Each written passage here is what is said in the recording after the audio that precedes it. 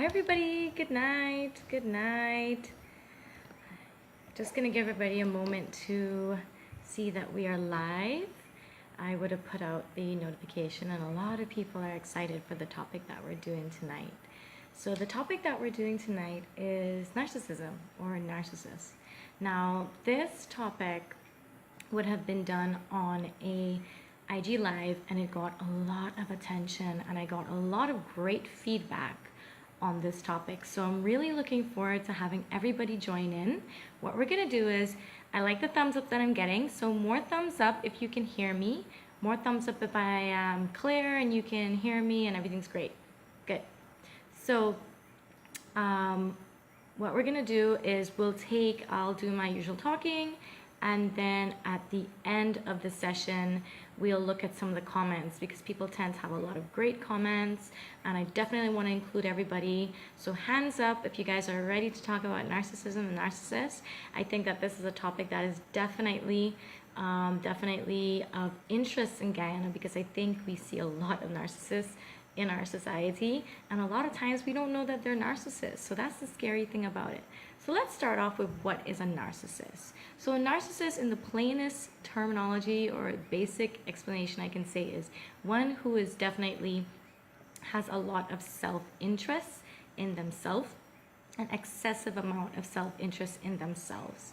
So what are some of the characteristics of a narcissist? So a lot of times people say, for example, someone made a comment, they're people soul-sucking and they have no empathy.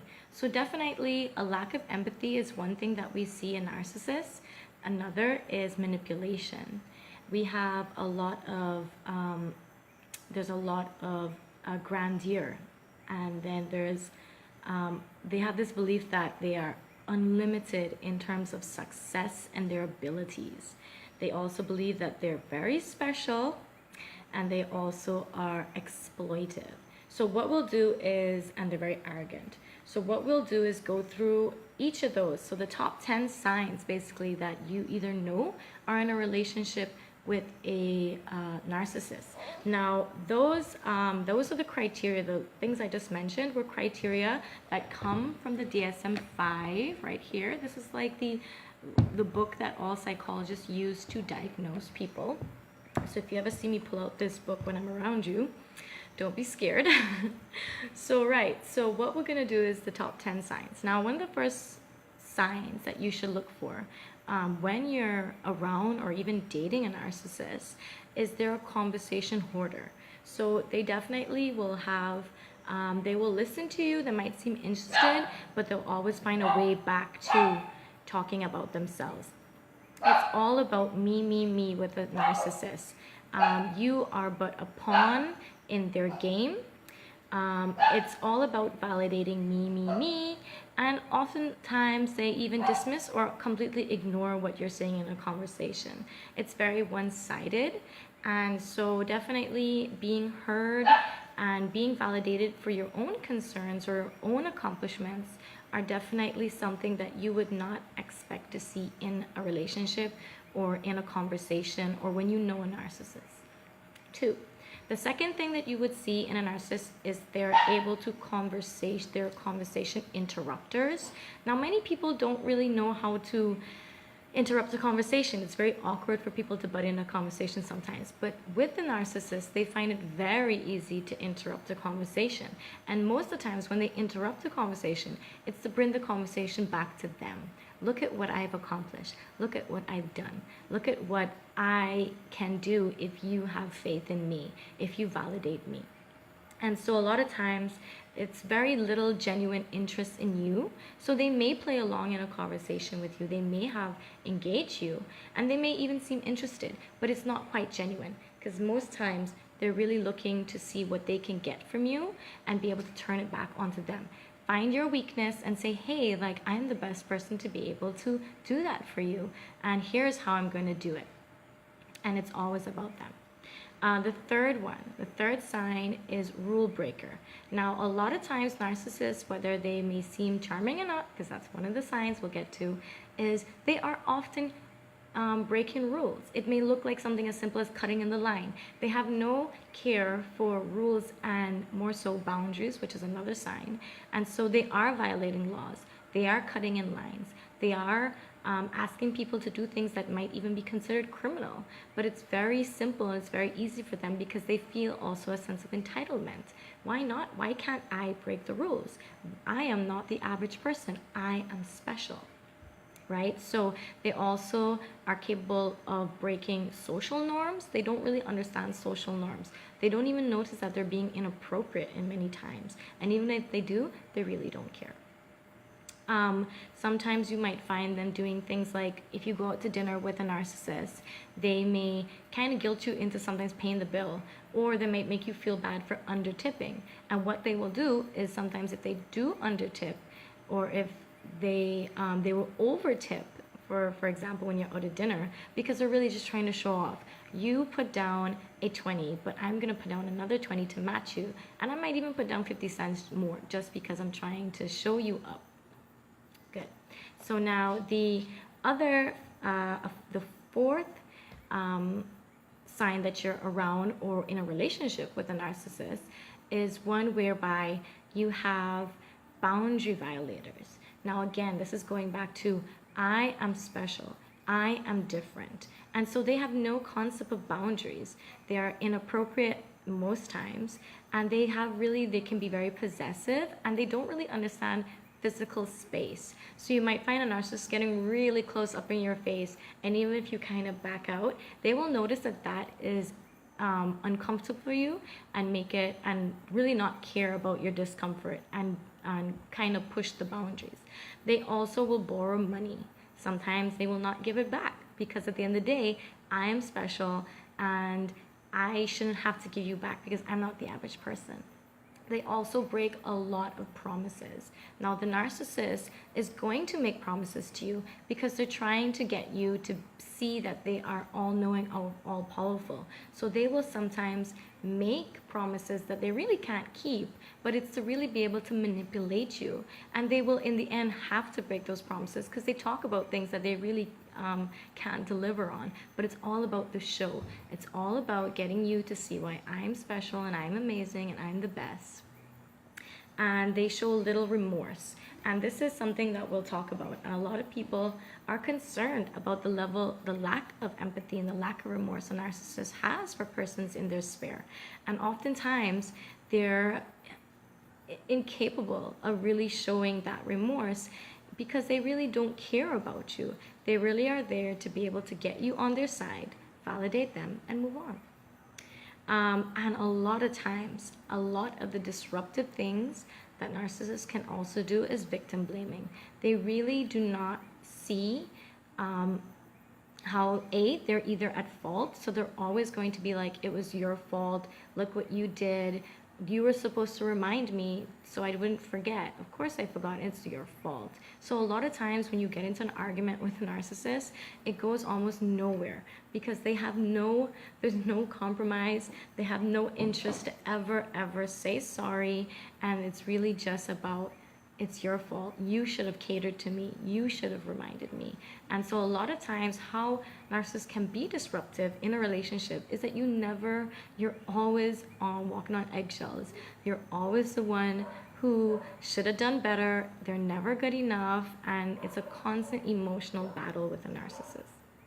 Now, the fifth sign is a false image projection. So the people and the person who the narcissist is everything that they've come up with their fantasy. In their mind, they're the best of everything. They know everything culturally, religiously, economically, personally. They are the best at everything. And on top of that, their family and their friends are a reflection of that. Oftentimes they use their partners as trophies. As someone who was with a narcissist, I felt like every weekend when I went out with my partner that I was just on display. Oh look, I've got the hottest girl in Guyana. Oh look, I have a budding psychologist. And so a lot of times they're just they have a false sense of self, and they kind of know it, but they've been conditioned so long to believe in this false sense of like perfectionism that it's hard for them to admit that it really is a false perception. They have an exaggerated sense of accomplishments. So you can, they say make a mountain out of a molehill. Well, they do it in a positive sense. They could try and organize a desk, and they'll be like, look at the most amazing desk. You could never have gotten this desk to look like this, and I was able to give you this amazing desk organization.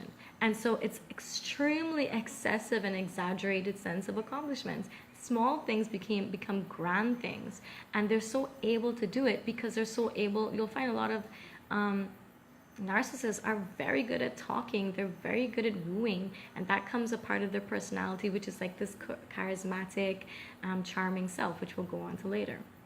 And what the narcissist a lot of times is trying to do with this false image projection is prove to everyone else, I'm better than you.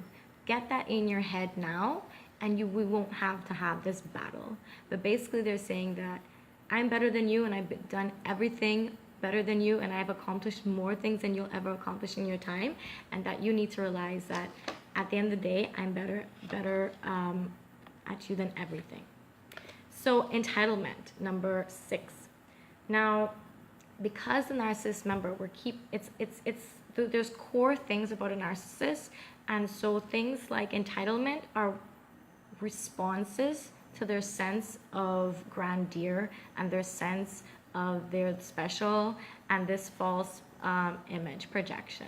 And so a lot of times they feel entitled. They feel that that they deserve to be catered to. They feel that it's okay to break laws because they're different. They're not the average person. And so this strong sense of entitlement can definitely seep down even to their children, where the children start to develop narcissism because they've been made to feel that they're entitled because their fathers and mothers have said things to them that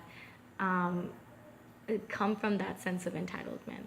And the world revolves around them. All narcissists believe, true narcissists believe, that the world truly does revolve around them. 7, charmer. Now, the narcissist is so easily gone undetected in society. Why? You think that you're like, God, Rise, all the things that you said seem so negative. Why is it that we've never been able to say like, hey, you're a narcissist, I don't want to be around you? Because a narcissist is a charmer. They're so good at talking. They're so good at being able to, like, if they want you, they will go after you. If they want to charm you, they will. They have a great sense and a lot of times women are looking, and men are looking for that super creative, super confident person, and that's exactly what the narcissist exudes. And with that, the narcissist is able to charm you. There's a lot of charisma. They have all these grand ideas of success and how they're going to provide for you and how they're going to make everything great. And people want that hero. And the problem is they go undetected until they start to not care anymore. That sense of lack of remorse and lack of empathy does eventually come out, because when they finally get you and you want certain things in return, for example, emotions, they're not able to give that to you because they're just not able to give it to you. And so definitely all a part of the narcissist is being able to bring you into their sphere so that they can really take what they want from you. When they're done taking what they want from you, they don't really care for you anymore, and that can be very dangerous. And we'll talk about that a little bit later. Now, the eighth is the grandiose personality. A grandiose personality is basically them believing that they're the best things since sliced bread. They are the hero. They are the number one for everything. And this personality, we don't just say grandiose, it's a personality trait. It's embedded in them. They believe that they're the best thing to come on this earth. A lot of times they have God complexes, and so they really do believe that they can fix everything and be everything that people need, and that they have all the capabilities possible, even if deep down inside they really can't provide the things that they're talking about. And that's when we've talked about breaking those promises, because a narcissist will talk all they need to talk to get you on their side, to make you realize, oh my god, I need you to help my company, I need you to mend my broken heart, I need you to run this NGO because only you can do this. And they truly believe that because they've been made to feel it, because narcissists are so good at telling you a lot of lies, a lot of false hopes, and that all comes a part of their personality with charisma and the charming, but it all comes from this grandiose. They truly believe that they are the hero, the knight in shining armor for everything under the sun. Because the more things that they're good at, the more validation they get. A lot of narcissists, you'll see them involved in a lot of different things because they want to be able to touch and make as much of an impact on the people there, because the more people you can impact, the more likely you are to get validation in return. 9, the negative emotions. Now with the narcissist comes a lot of negative emotions. They love drama. They don't mind stirring it up, because once they can start to make people feel bad about themselves they can actually start boosting their ego. Because if you are in such a bad place emotionally, that's when the narcissist swoops in with all their false promises and all their grandiose and makes you feel like, oh my god, this could actually work, this person's amazing, and in return you give them validation. So for every time that a narcissist makes you feel bad about yourself, it's really to boost their ego, and that's like the really scary thing. They want to keep your insecurities in check. So the biggest mistake people make is because the narcissist is so able to woo you, they also gain a lot of your trust, and they're able to make you vulnerable, and they're able to get under your skin. So the narcissist will actually pick on your insecurity to keep you in check, to make sure that you always need them, to make sure that you're always looking to them for like saving. Again, the God complex is there. The grandiose personality traits are there. They like drama. They like the negativity. And the thing is, which is really crazy, the narcissist hates being criticized. Oh my God, do not get into a fight with a narcissist. I have, and it is scary. They hate criticism. You cannot tell a narcissist that they're wrong. They are so like wrong and strong. You cannot criticize them. You cannot judge them, which is strange because the first thing a narcissist does is judge you, and the first thing a narcissist does is criticize you. So it's just in such a way that you cannot do to them what they do to others. It is impossible, and you will feel the brunt of trying to engage a narcissist in any kind of discussion, argument, battle. Just don't get into an argument with a narcissist. Don't you dare criticize them. Don't you dare question what their decisions. And I think a lot of times how we are able to see narcissists in our society is because we're not able to be vulnerable a lot of times.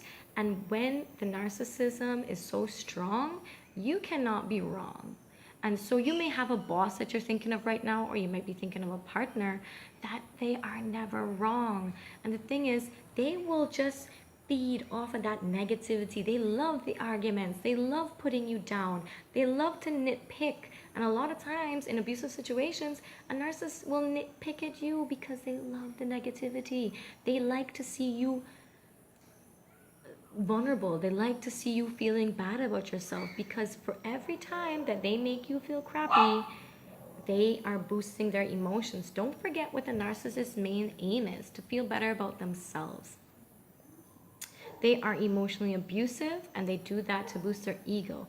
And in that other talk we had on IG, we were talking about how narcissists can be emotionally abusive, and everything within a narcissist profile actually is similar to that of an emotional abusive relationship. So if you look online and you look at this, if you want further information, look up online and look at traits of a narcissist, and then you can also then look at traits of an emotionally abusive relationship, and you will see that a lot of those things are similar.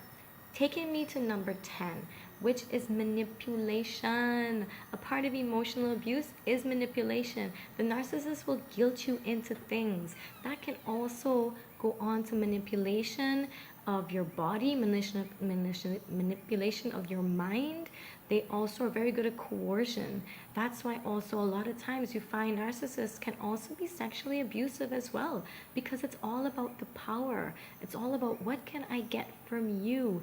What are you doing for me? So that is a scary thing about it. Narcissists are everywhere, and they're definitely in our relationships, and they're definitely a part of the reasons why people end up in emotionally and sexually abusive and even physically abusive relationships. As someone who's had a relationship with a narcissist, even though it was short, it was kind of dreadful at some points in time.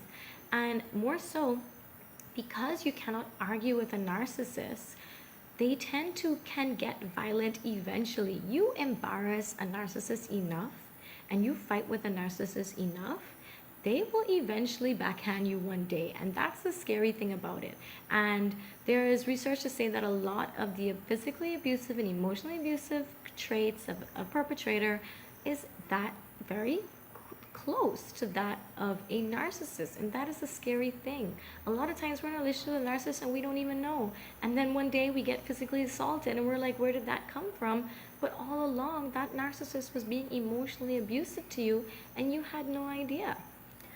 In the case of the manipulation, a narcissist will often guilt you. They will make you feel bad. They will also tell you things like, don't you want to be beautiful? Don't you want to be beautiful like mommy? And they will make you do things like, they will make you go on diets that you don't want to go on. They will make you stop speaking up. That is something that my partner used to do. He would make jokes and say things like, oh, you talk too much. Or you girl, Rise, you know you talk enough, huh? And lo and behold, you say that enough times as a joke, to the point where I was in such a bad place in my self-esteem at that time, that I just was like, yeah, maybe I shouldn't talk as much, you know, if that's embarrassing to him, or maybe I am talking a lot of things that are like not really important. You start to question your own reality. They take control. They hijack your emotions and your mind. And you start to question whether you're worth it. You start to question whether you're making sense. You start to question your own self-worth. And why you stay? Because a lot of times narcissists know who to pick.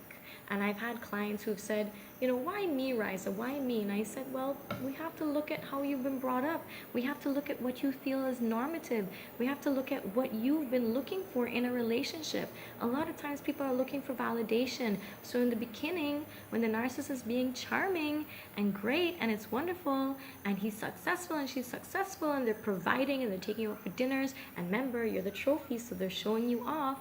It's like, wow, I feel so loved. And then once they've got you, that's when they start to pull down all of your ego, because now that they've got you up here, they're going to bring you down to check you, because remember, at the end of the day, you are still never going to be as good as they are, because they're the narcissist, they're the hero, they're the perfect one, and no one is as perfect as them, and no one can beat them at anything. And that's the scary part, that the narcissist will find a way, even if you guys are close in like success, even if you're close in competitiveness, the narcissist will find a way to pull you down piece by piece, breaking away everything that is really about you and really what makes you such a great person. Okay, good. So those are my top 10. Those were the 10 things that you should look for. Now let's go to the board, because I'm seeing comments. Right. So, Janelle, do narcissists change, or should we avoid them altogether? Great question, Janelle. I'm going to get back to that one. Someone's laughing at the God complex, but it's true, though. Oh, and the silent treatment, which is a form of emotional abuse. Yeah, and I said this earlier. In a conversation, a narcissist will just ignore you, or they will correct you.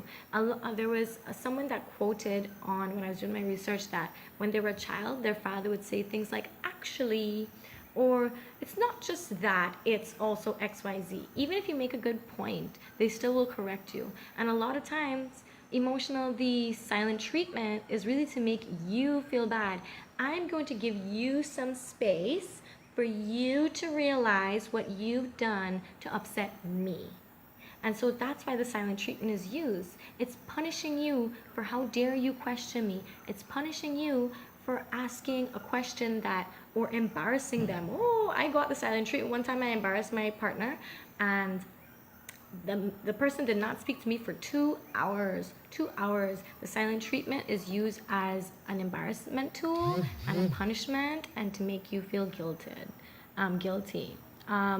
They use the silent treatment as a form of punishment. Exactly. Yes, you took the. I didn't even see that until now. Okay. We don't want to use violence. I'm seeing people getting like physical. But can you isolate and ostracize narcissists? You can't. You really, like, even if you isolate them, they're still going to find someone. There's always going to be someone for the narcissist. The narcissists know who they're picking a lot of times. Like, for example, like I said, back then, my narcissist knew that I was probably not in the most emotionally stable place. That narcissist now, to this day, cannot come to me now because I am 100 times better than I was those years ago. And so even if we try to isolate them and ostracize them, the narcissist, again, it's their world, they're spare, they're not going to see. A true narcissist, someone was asking, well, can't we just put them in therapy? A true narcissist will never come to me, because a true narcissist will never believe that there's anything wrong with them that's worth coming to therapy. They're perfect at the end of the day. You cannot win with a narcissist. So yeah, those silent treatments can last for days. Now let's go back to Janelle's previous question, which was a great question, because I wanted to end on this. What do we do with narcissists? Should we just avoid them, or should we change them? I honestly don't believe that you can really change a true narcissist. Now, there are people who have narcissistic tendencies. So sometimes people might have the grandeur, sometimes they're looking for the validation, sometimes, they might have a little bit of self-entitlement, they might feel that they're, or so they might be just good at manipulating. So there's people who have tendencies, but I think it's a slippery slope from there. I don't think you can go into a healthy relationship with a narcissist, because it's never about you. The narcissist is all about what they can get for themselves. And so I would recommend and just avoiding a narcissist. If you see these top 10 people, these top 10 signs, I would recommend that you end your relationship with your narcissist.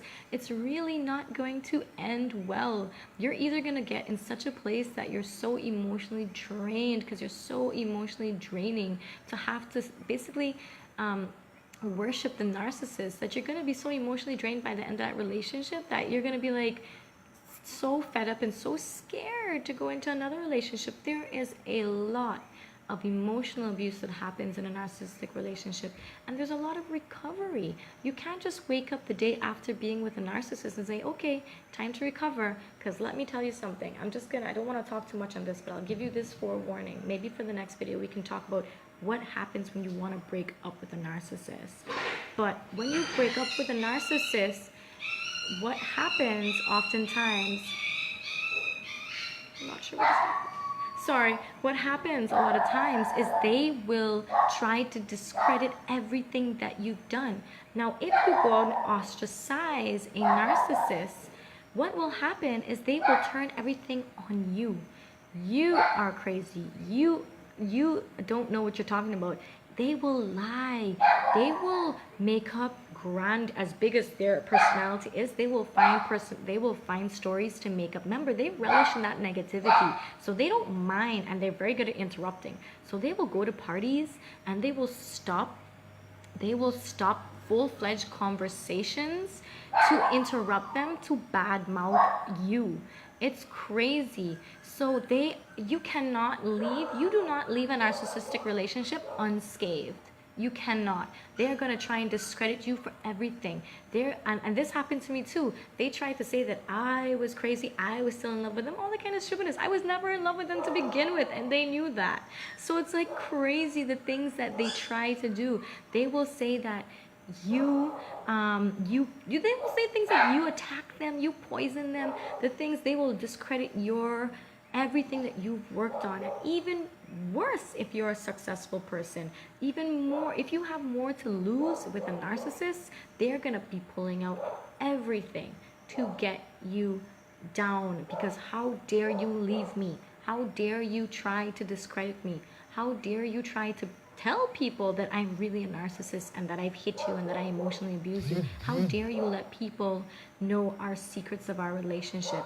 You know, so it's all about punishment. Yeah, all about punishment with them. Okay, I'm gonna take one last question, or one or two more questions. This is from Alistair. How does one cope when having to work with a narcissist? That's a great question. And let me tell you something. Now, we talked about boundaries earlier. The narcissist doesn't really understand boundaries. And we could talk about how the narcissist man or woman was developed as a child, which I would happily do another video on. But in terms of work, you need to set up boundaries. And this is what I recommend with a lot of people. If you're not in an intimate relationship with a narcissist, but you have to work with one, and they're like going to continue to devalue you and say terrible things to you and put you down and try to discredit you, put up those boundaries. Don't answer that phone call at 9 p.m. on a Friday night. Don't engage them in things that you know they're going down a line that it's always going to end up back with them. So if you are having a conversation with a narcissist and you see that it's going to go around and end up with him again, you have to just kind of call it quits. Be like, okay, yeah, thanks for that, I just need to clarify, have a nice day, and you close that door and you go back to your desk. To not engage a narcissist. It's always gonna, he or she is always gonna find a way back around to being about them. And it's always going to be your fault, and you don't need to be there for that emotional abuse. So you need to be able to say, hi, yeah, I'm not responding to emails this weekend, I'm not well. And sometimes that's just giving them forewarning, because they'll happily throw that back in your face on Monday when they haven't seen an email from you about something. You tell them, you send out a mass email to everybody, so that again, you're dotting your I's and crossing your T's. Hey, I sent out, so when they come to like attack you or make you feel bad for not doing work on the weekend, you say, oh, did you not see my email? I sent it out to everybody. Everybody knew I wasn't working this weekend, but I'm happy to do what you'd like me to do today. Apologies for not being able to complete it in a timely manner. I thought I still had time. And that's kind of it.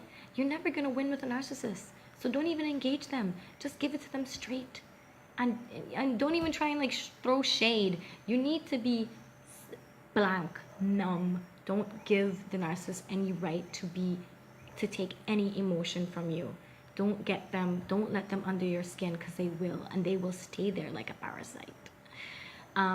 So true, that sounds like haters and bad mind people, not narcissists.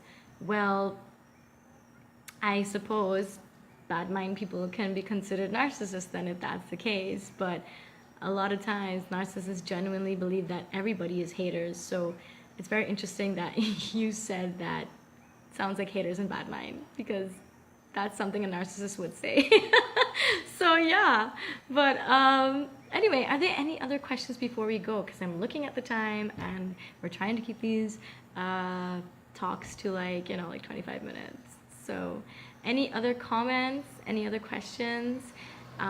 If not, thank you. These questions were great. These comments were great. Definitely questions, because I know that I wanted to go in that direction of like how to deal with a narcissist. And I think that we can do a whole other talk on how did we become narcissistic? How did people become narcissistic? That can be another video. So thumbs up if you want to see me do that video. And then we can also do another video on how to get out of a relationship with a narcissist and what to be prepared for. Is it by nature that we are made so that way? How is it developed? Okay, so that's what the next video will probably be on. But basically I think people develop narcissism. It's something, a lot of times, if you have like highly critical families, or if you have you weren't given validation as a child, a lot of times you start to overcompensate, and that overcompensation snowballs into full-fledged narcissism. So I could definitely get into it in another video, and that would probably be the next video if people are very much interested in it. And because those are the two questions that came about, how was it developed and how do you deal with it, those are two great videos that we can work on for the month of probably October, given that this is the end of September. So thank you everybody. Share the video. I've already seen people sharing the video. Thank you very much. And don't forget to subscribe to my YouTube, Riza Khan, RAIZAKHAN, Mental Health. You will see the options there, and it's a playlist. There's about like 50 videos there, and this will be going up there. So if you need a refresher, by all means, join on the channel and you can review all the other videos that I have. Lots of great videos and interviews that I've done. I will be in a documentary coming up. The Miss World, Miss Guyana World, Ambika, will be interviewing me tomorrow morning on how sports and youth, how sports has an impact on youth's mental health. I will also be presenting at the Red House on Saturday on peer pressure and youth to like about 50 odd youth and a couple of social work students, which is great because I really want to get out to the social workers because we really need them to be on point. We really need them to understand how mental health works and what youth are going through all across the world, really. So do tune in. I will see if I can get some people to cover some of these, just even if it's like snippets, and hopefully we'll be able to share those out. Oh, and lastly, Sesha de Samba is starting Friday. So for those who are interested, join the Facebook group Sexta, SEXTADEVE, Samba, and join in, and I will see all of you at another time. Thank you.